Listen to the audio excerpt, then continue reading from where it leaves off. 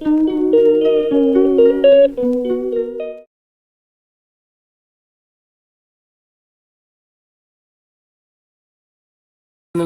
Blog আজি সমগ্ৰ অসমতে বানপানীৰ পৰিস্থিতি সকলোৱে গমেই পাইছে আৰু মই এতিয়া বানপানীৰ পৰিস্থিতি বুজ ল'বলৈ গৈ আছোঁ হাজো কলিতাকুছিৰ পিনে আৰু আমাৰ ওচৰ চুবুৰীয়া সকলোতে পানী ভৰ্তি হৈছে। আহকচোন ভিডিঅ'টোৰ জৰিয়তে আপোনালোকেও দেখা পাব বানৰ পৰিস্থিতি। চাওক পানী কিমান ৰাস্তাৰ ওপৰে বাগৰি আছে, কিছুমানে মাছ মাৰি আছে। চাওক পানী ঘৰ সকলোবোৰ ডুবি গৈছে, ৰাস্তা ঘাট কোনো চিন চাপ নোহোৱা কৰি পেলাইছে বানপানী। কিছুমানে খোজকাঢ়ি অহা যোৱা কৰি আছে এনেকুৱাকৈ বহুত বিষয় আপোনালোকে দেখিছে কিমান পানী বাঢ়ি গৈ আছে আৰু কিছুমানে মাছ মাৰাত ব্যস্ত হৈ আছে।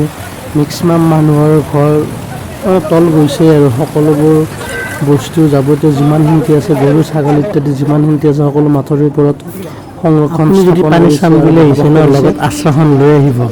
আশ্ৰাখন লৈ আহিলে খালি হাতে যাব লগা নহয়, মানে মাছ মাৰি লৈ ঘৰত লৈ যাব পাৰিব আৰু।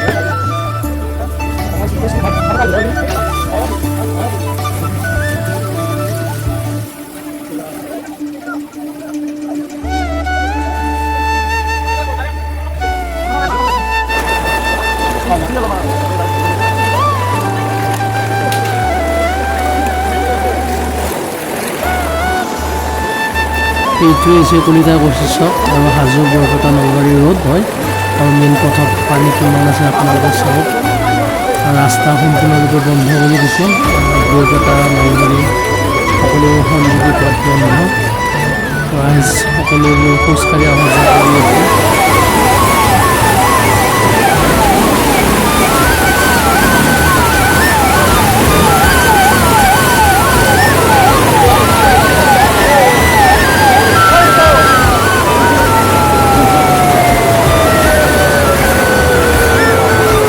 ৰহি থাকিলোঁ পাই দেখোন ধৰিব লগা মাছ।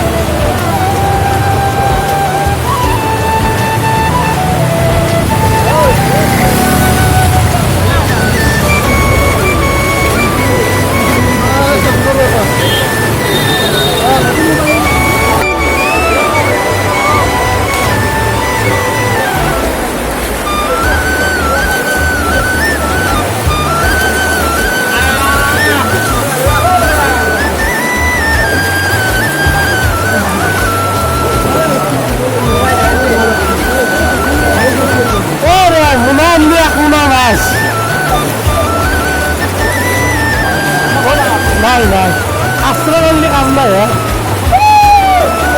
এই কাকা ভাল কৰিছে কিন্তু চেৰালত বহি কিনে বান্ধি যাই আছে। সি মালটো ভাল কাম কৰিছিল, মাজত বহিলে সি পানীৰ মাজত।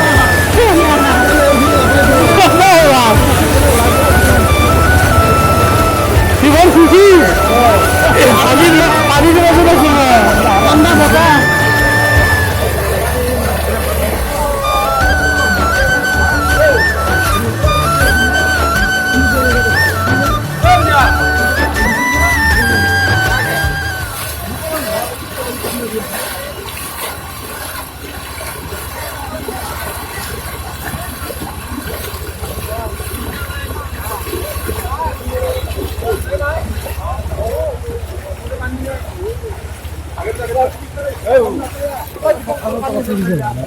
নিশাবি থাকিলে মাছ মাছ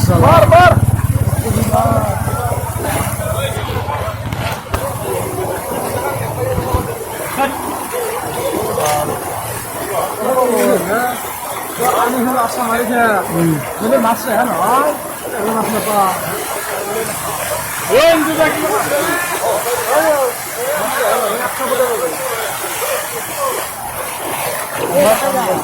লাগবো যাক মাল পাওয়া যাবে না মাল পাওয়া যাবে না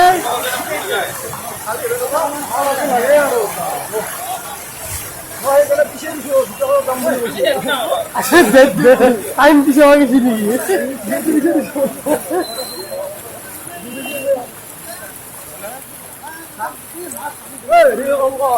আমার